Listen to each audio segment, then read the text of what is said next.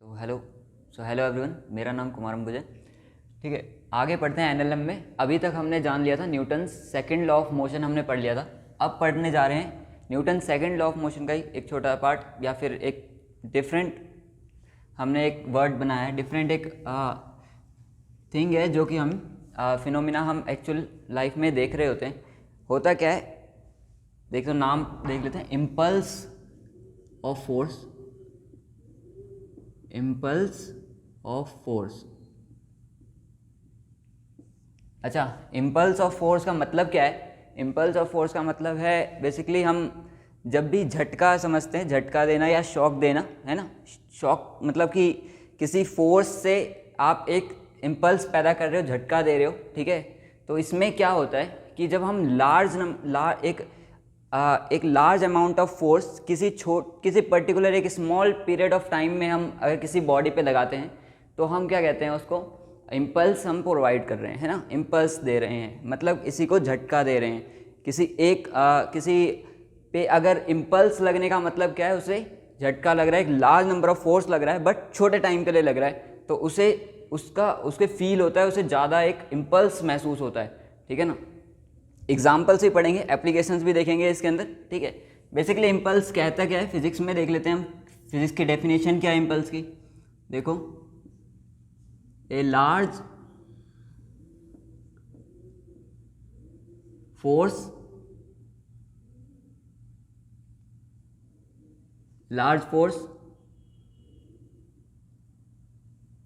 Acting for a short time, large force acting for a short time, ठीक है। किसी छोटे टाइम के लिए लार्ज फोर्स एक्ट कर रहे हैं to produce a finite change in momentum, ठीक है। Finite change in momentum is called impulse, है ना। इम्पल्सिव फोर्स बोल लो, है ना, इज कॉल्ड इम्पल्सिव फोर्स। हो क्या कह रहा है कि लार्ज फोर्स हम लगा रहे हैं, ठीक है, लार्ज फोर्स एक्ट कर रहे हैं बट छोटे टाइम के लिए, है ना, छोटे इंटरवल ऑफ टाइम के लिए हम लार्ज फोर्स एक्ट कर रहे हैं। तो क्या प्रोड्यूस हो रहा है, क्या अगर हम किसी पे अगर लार्ज फोर्स एक्ट करते हैं किसी छोटे टाइम के लिए, ठीक है, तो क्या प्रोड्यूस करता है हम पे, चेंज इन मोमेंटम। किसी कहीं फाइनाइट चेंज इन मोमेंटम अगर प्रोड्यूस करता है। फाइनाइट चेंज इन मोमेंटम का क्या मतलब है कि उस चेंज इन मोमेंटम को हम काउंट कर सकें, क्योंकि एक्चुअली क्या होता है कि जब हम किसी छोटे पर्टिकुलर टाइम की बात करते हैं तो उसमें क्या होता है, जो वेलोसिटी जो है मोमेंटम में जो चेंज आ रहा है वो हम काउंट नहीं कर पाते, ठीक है। ध्यान से समझना, किसी भी छोटे टाइम के लिए अगर मैं फोर्स अप्लाई कर रहा हूँ तो उसमें वेलोसिटी का जो चेंज आ रहा है वो, या मोमेंटम में जो चेंज आ रहा है वो हम काउंट नहीं कर पाएंगे। बट इस केस में हम ये क्या कह रहे हैं, हम फाइनाइट चेंज इन मोमेंटम अगर प्रोड्यूस हो जाता है, फाइनाइट मतलब कि हम उसे काउंट में ला सकते हैं, तो ऐसे फोर्सेस को जो छोटे टाइम पे लग रहा है, इसको क्या कहते हैं हम, इम्पल्सिव फोर्स। क्या कहते हैं, इम्पल्सिव फोर्स या इम्पल्स ऑफ फोर्स, ठीक है। इतनी बात क्लियर है, डेफिनेशन क्लियर है, ठीक है। मैथमेटिकली देख लेते हैं इम्पल्सिव फोर्स कहता क्या है, ठीक है।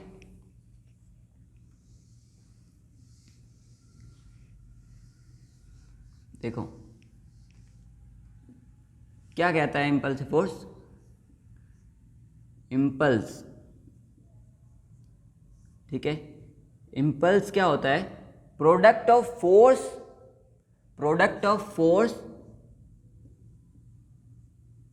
And time. Product of force and time, ये क्या है, टाइम की मतलब कितने टाइम के लिए ये फोर्स लगा है ना, ये कितने टाइम के लिए फोर्स लगा है, और ये क्या है, फोर्स की क्वांटिटी। तो ये क्या, हम पे अगर इन दोनों को अगर प्रोडक्ट कर देंगे तो हम पे क्या आ जाएगा, इम्पल्स आ जाएगा, ठीक है। अच्छा, इसको हम लिख सकते हैं कैपिटल एफ से और इसको लिख सकते हैं हम डेल टी से, ठीक है। ये डेल टी क्या है अपना, चेंज इन टाइम, मतलब कि कितना टाइम लगा है, टाइम ड्यूरेशन है एक्चुअली, है ना। तो बस अच्छा, इसकी अब जब ये लिख रही है, अब इसका एसआई यूनिट देख लेते हैं। इम्पल्स का एसआई यूनिट में क्या होगा, इसकी एसआई यूनिट की बात कर लेते हैं, ठीक है। फोर्स को हम न्यूटन में नापते हैं, है ना, एसआई में, और ये टाइम को सेकंड में, तो न्यूटन सेकंड इसकी क्या हो गई, एसआई यूनिट हो गई, न्यूटन सेकंड इसकी एसआई यूनिट हो गई। सीजीएस यूनिट की बात करते हैं, सीजीएस यूनिट, सीजीएस यूनिट क्या हो जाएगी बताओ, सीजीएस यूनिट हो जाएगी फोर्स, फोर्स को सीजीएस यूनिट में क्या लिखते हैं, डाइन, है ना, फोर्स को सीजीएस यूनिट में क्या लिखते हैं, डाइन, और टाइम को सेकंड, तो डाइन सेकंड क्या हो जाएगी इसकी सीजीएस यूनिट, ठीक है।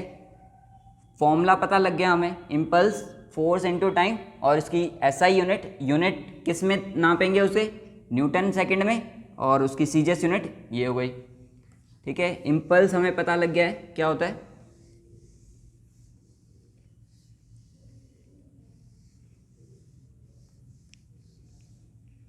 अब देखते हैं क्वांटिटी, इम्पल्स मोमेंटम थ्योरम क्या होती है, इम्पल्स मोमेंटम थ्योरम, ठीक है।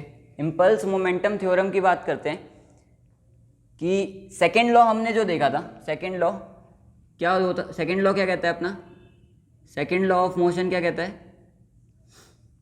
कि जो फोर्स होता है वो क्या होता है, इक्वल होता है change in momentum upon time, है ना। क्या है ये, rate of change of momentum है, क्या है, ऊपर change in momentum P2, P2 क्या है फाइनल मोमेंटम, P1 क्या है इनिशियल मोमेंटम, है ना, और टाइम कितना टाइम ले रहा है ना, डेल टी, मतलब टाइम इंटरवल। अगर मैं इसको यहाँ ले जाऊँ, डेल टी को यहाँ इधर मल्टीप्लाई कर दिया, तो यहाँ क्या बचेगा हम पे, P2 माइनस P1, है ना, ये क्वांटिटी और इक्वल टू में दिस क्वांटिटी। अच्छा, इस क्वांटिटी को हम क्या कहते हैं, इस क्वांटिटी को हमने अभी पढ़ा है, इसको कहते हैं इम्पल्स, है ना, इस क्वांटिटी को क्या कहते हैं, इम्पल्स। और ये क्वांटिटी क्या है हमारी, change in momentum, change in momentum, ठीक है। तो इम्पल्स किसके इक्वल हो गया हमारा, चेंज इन मोमेंटम के, है ना, इम्पल्स किसके इक्वल हो गया, चेंज इन मोमेंटम के। और ये जो इक्वेशन हो गई इसको क्या कहते हैं, इसको क्या कहते हैं,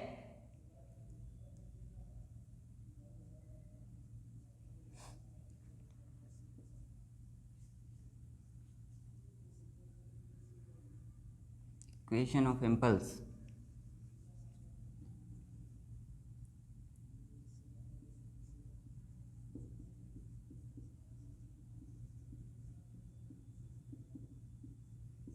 ठीक है। इम्पल्स इक्वेशन क्या हो गई हमारे पे, ये हो गई कौन सी, F T, F del T equal to में P2 माइनस P1, है ना। चलिए, तो ये तो रही बात, इम्पल्स किसके बराबर हो गया हमने, चेंज इन मोमेंटम के, और सेकेंड लॉ से हम पे ये फॉर्मूला, ये इक्वेशन हमारे पे मिल जाती है। अच्छा, इतने के बाद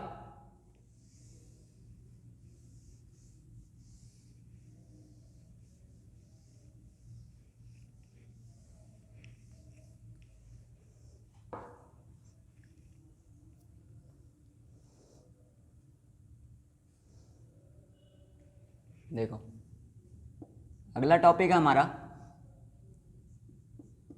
इम्पल्स फ्रॉम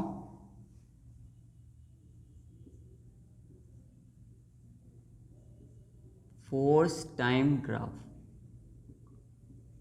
ठीक है। इम्पल्स निकालेंगे हम फोर्स टाइम ग्राफ से, ठीक है, फोर्स टाइम ग्राफ से हम इम्पल्स निकालने जा रहे हैं, ठीक है। फोर्स टाइम ग्राफ मतलब एक फोर्स क्वांटिटी होगी, एक टाइम क्वांटिटी, यहाँ पे हम टाइम ले रहे हैं, ठीक है, ये एक्सिस अपनी टाइम की है, ये अपनी फोर्स है, ठीक है। फोर्स एंड टाइम ग्राफ में अगर ग्राफ कुछ भी बने, ठीक है, मान लो ऐसे स्ट्रेट लाइन बन रहा है, ठीक है, तो अगर इसका जो एरिया होगा, ठीक है, फोर्स और टाइम ग्राफ में जो एरिया होगा, है ना, इस जो भी इक्वेशन बने, जो भी लाइन बने, जो भी ग्राफ बने, उसका जो एरिया होगा वो क्या देगा, हमें इम्पल्स देगा, ठीक है। क्या देगा, इम्पल्स, एरिया अंडर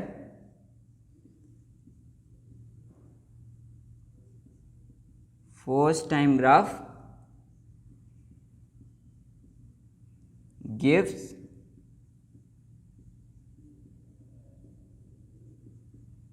इम्पल्स, ठीक है, इतनी बात क्लियर है।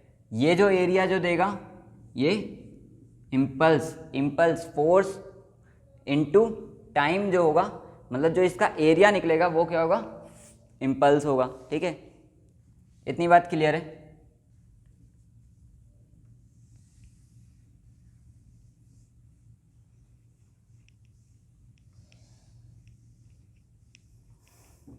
ठीक है, अब कुछ एग्जांपल्स देख लेते हैं, ठीक है।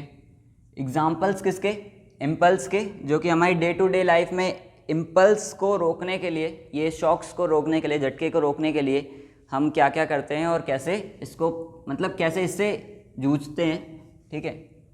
पहला एग्जांपल देखते हैं, जो कि हमने देखा होगा जब बॉल को हम कैच करते हैं, ठीक है, क्रिकेट ग्राउंड में, या फिर आपने देखा होगा जब क्रिकेटर बॉल को या कैच कर रहा होता है, जब कैच में क्या होता है, जब वो बॉल को कैच करता है, ठीक है, तो वो अपने हाथों को पीछे ले जाता है ना, बॉल उसके हाथ पे आती है और वो बॉल को पीछे तक, अपने हाथों को पीछे तक लाता है, ठीक है।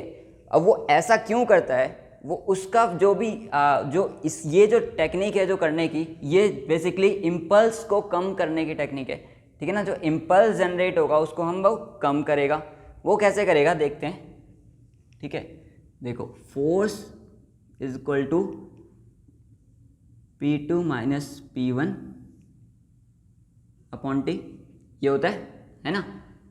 इसको मैं लिख सकता हूँ mv minus mu upon T into में f, ठीक है। अब ध्यान देना, ये बेसिकली f है क्या, f ये है कि वो जो कैचर है, जो बॉल को कैच कर रहा है, ठीक है, आखिर वो बॉल हमारी कुछ वेलोसिटी से आ रही होगी, है ना, उसके पास वेलोसिटी कुछ इनिशियल उसके पास वेलोसिटी होगी, उसको क्या करना है, उसकी फाइनल वेलोसिटी को जीरो करना है ना, उसको कैच करके उसकी फाइनल वेलोसिटी जीरो करनी है, उसे रोक देना है, ठीक है।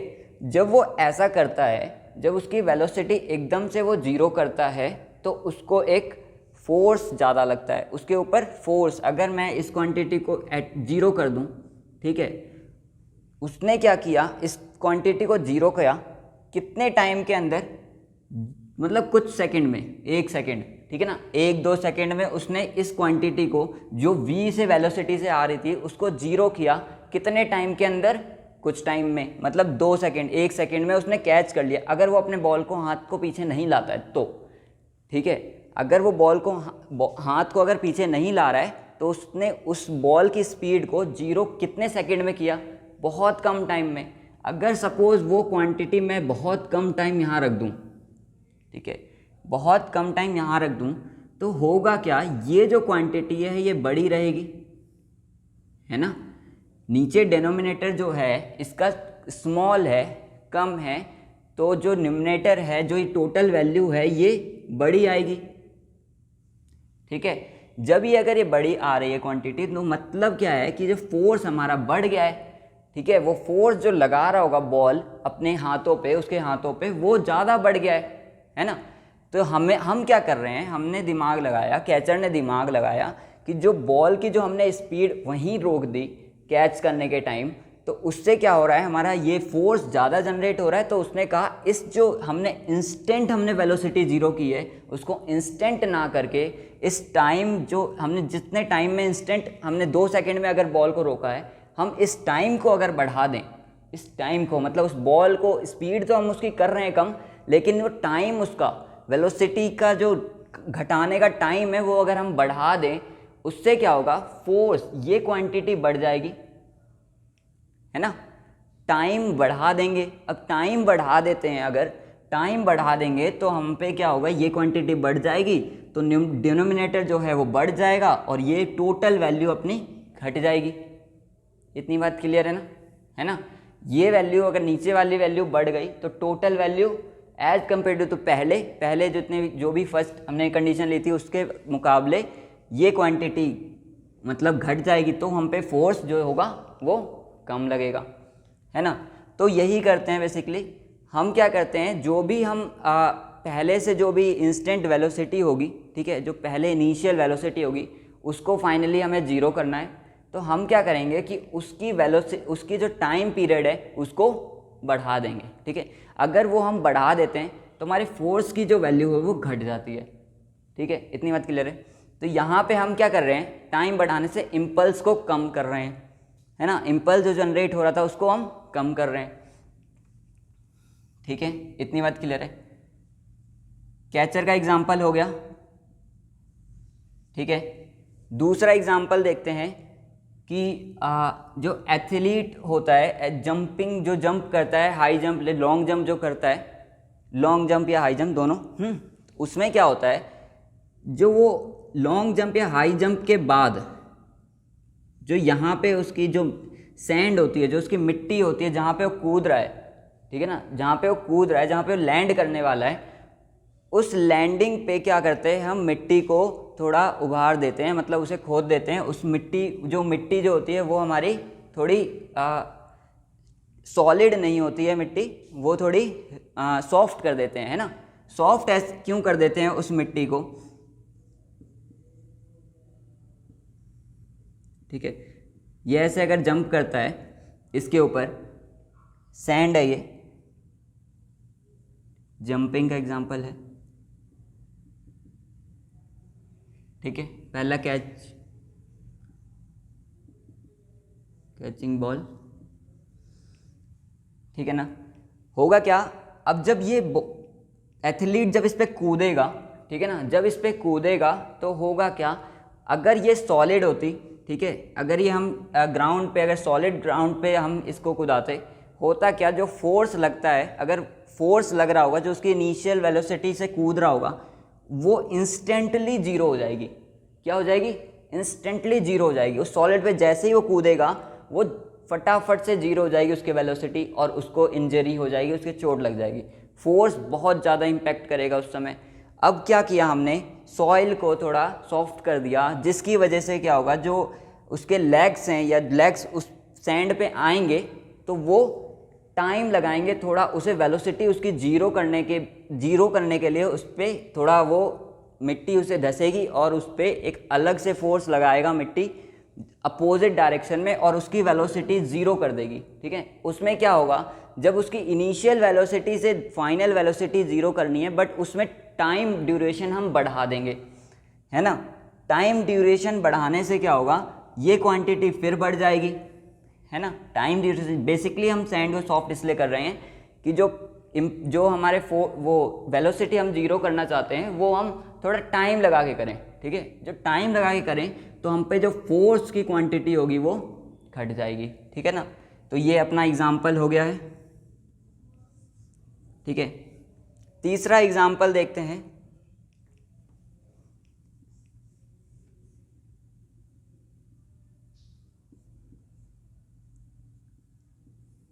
देखो, बस या ट्रेन से कोई भी पैसेंजर या उतरता है, ठीक है। अगर वो बस मूवमेंट में है या ट्रेन मूवमेंट में है, ठीक है। अब जब वो उतर रहा है वो पर्सन, ठीक है, वो करता क्या है, बेसिकली वो उसके साथ साथ मूव करता है, ठीक है। उसके साथ साथ अगर वो मूव नहीं करेगा तो वो गिर जाएगा। ऐसा क्यों हो रहा है, उसके साथ साथ मूवमेंट की क्यों ज़रूरत पड़ रही है उसे, उसके साथ साथ ज़रूरत पड़ रही है कि जैसे ही उसके पैर लैंड करते हैं, जैसे ही उसके पैर लैंड करते हैं वो इंस्टेंटली जीरो हो जाते हैं, उसकी वेलोसिटी इंस्टेंट जीरो हो जाती है। पहले से बॉडी उसकी मूवमेंट में थी क्योंकि वो गाड़ी में था, क्योंकि वो बस में था, तो अब वो जैसे ही पैर उसके ज़मीन पे पड़े तो इंस्टेंटली उसके पैर की स्पीड जीरो हो गई, ठीक है, जिसकी वजह से वो आगे फॉरवर्ड गिर जाएगा क्योंकि उसकी आगे जो ऊपर बॉडी है वो पूरी मूवमेंट में चल रही है, तो वो नीचे गिर जाएगा। अब वो क्या करता है कि वो पैर जो हैं उसके वो भी उसी वेलोसिटी से चलाता है आगे। अब वो चला के क्या कर रहा है, बेसिकली उस जो वेलोसिटी जो उस पर पहले से थी बस के अंदर, उस वेलोसिटी को धीरे धीरे आगे जाके कम करता है। वो कर क्या रहा है कि इस टाइम को, उस वेलोसिटी को जीरो लाने में वो टाइम बढ़ा देता है ना, टाइम बढ़ा देता है। तो टाइम बढ़ाने से क्या हो रहा है, हमारे पे उस बंदे को इंजरी नहीं होगी, उस पैसेंजर को इंजरी नहीं होगी, ठीक है ना। और एग्जांपल देखते हैं, अच्छे अच्छे एग्जांपल होते हैं इसमें, जैसे जो हम स्प्रिंग्स यूज़ करते हैं, है ना, स्प्रिंग वगैरह यूज़ करते हैं हम किसमें, अपनी सीट्स वगैरह, जो हमें सोफ़े वगैरह हम यूज़ कर रहे होते हैं उसमें हम स्प्रिंग यूज़ करते हैं, है ना। स्प्रिंग का बेसिकली काम ही क्या होता है, हमारी जो अगर सीट्स में स्प्रिंग लगी है तो क्या करेगा कि हमारी जो वेलोसिटी होगी उसको जीरो करने से पहले उसे टाइम लगाएगा, है ना, उसको इंस्टेंटली जीरो नहीं करेगा, जिसकी वजह से टाइम बढ़ेगा। तो ये फोर्स होगा, अपना फोर्स जो होगा वो कम जनरेट होगा, तो इस वजह से हम स्प्रिंग का यूज़ करते हैं।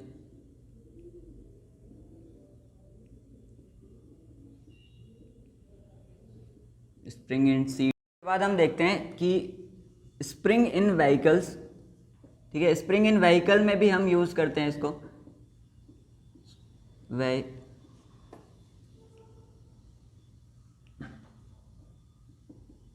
देखो व्हीकल में जो भी स्प्रिंग लगे रहते हैं उसमें भी हम जनरली यही यूज़ करते हैं। क्या होता है कि आपने बाइक देखी है ना, बाइक में भी ये स्प्रिंग्स यूज़ होते हैं, कार के नीचे देखोगे तो स्प्रिंग्स यूज़ होंगे।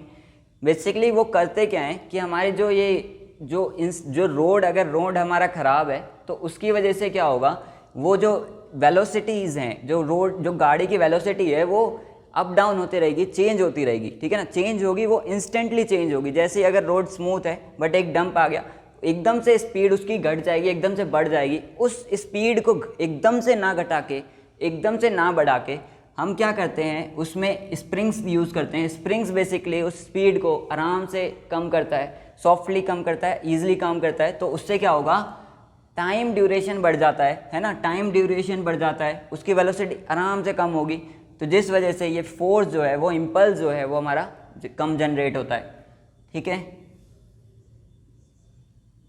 6 एग्जाम्पल देखते हैं हम कि हम सॉफ्ट पैकिंग करते हैं, है ना, सॉफ्ट मटेरियल पैकिंग करते हैं। देखो सॉफ्ट मटेरियल पैकिंग करते हैं,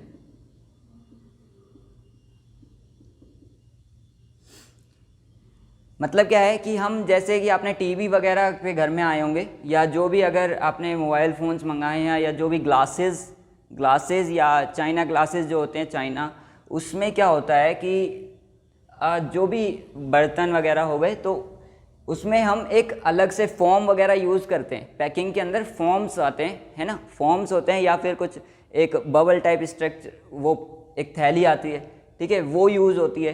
बेसिकली वो करती क्या है, वो बेसिकली यही करती है, हमारे इम्पल्स को कम करती है। अगर कोई भी शॉक लगता है, कोई भी इंस्टेंट शॉक लगता है उस पैकिंग बॉक्स में, तो क्या होगा, वो टीवी आपका, ये जो भी है, जो भी अंदर ऑब्जेक्ट है वो हमारा टूट सकता है, ठीक है। तो उस वजह से हम क्या करते हैं, जो पैकिंग मटेरियल यूज़, उसके साथ हम एक फॉर्म वगैरह स्ट्रक्चर यूज़ करते हैं, जिससे वो क्या करता है, हमारे जो शॉक लग रहा है, जो फोर्स लग रहा है, ठीक है, उस जो भी फोर्स लग रहा है उसको आराम से जीरो करता है, उसकी जो वेलोसिटी है उसको आराम से जीरो करता है, जिसकी वजह से वो इम्पल्स जो है कम जनरेट होता है, ठीक है ना। तो सॉफ्ट मटेरियल पैकिंग में भी हम इस इम्पल्स, जो हम सॉफ्ट मटेरियल यूज़ करते हैं वो इसीलिए यूज़ करते हैं कि इम्पल्स को कम करें, ठीक है ना। अब देखो सेवन्थ एक और एग्जांपल देखते हैं हम, एथलीट का एग्जांपल है फिर से।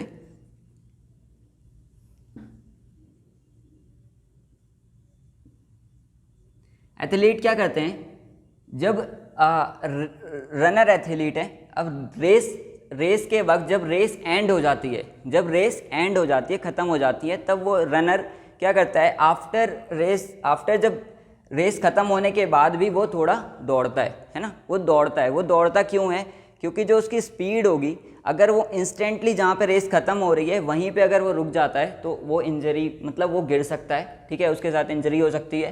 तो उसे रोकने के लिए वो क्या करता है, थोड़ा दौड़ता है। उसे दौड़ने की से क्या होता है कि उसकी जो वेलोसिटी, जिस वेलोसिटी स्पीड से आ रहा था वो जीतने के लिए, रनर के लिए उस पोजीशन जहाँ पे वो फिनिशिंग पोजीशन के लिए, उसके बाद वो और दौड़ता है, जिससे उसकी वेलोसिटी वो धीरे धीरे जाके कम करता है। और धीरे धीरे कम करने का रीज़न क्या है कि बेसिकली वो टाइम को ही बढ़ा रहा है ना, वो टाइम को बढ़ाता है, तो टाइम बढ़ाने से उस पर जो फोर्स लगना था वो लगता कम है, ठीक है। तो बेसिकली इस वीडियो में हमने इम्पल्स के बारे में पढ़ा है, ठीक है। नेक्स्ट हम पढ़ने जा रहे हैं न्यूटन्स थर्ड लॉ, ठीक है। Thank you.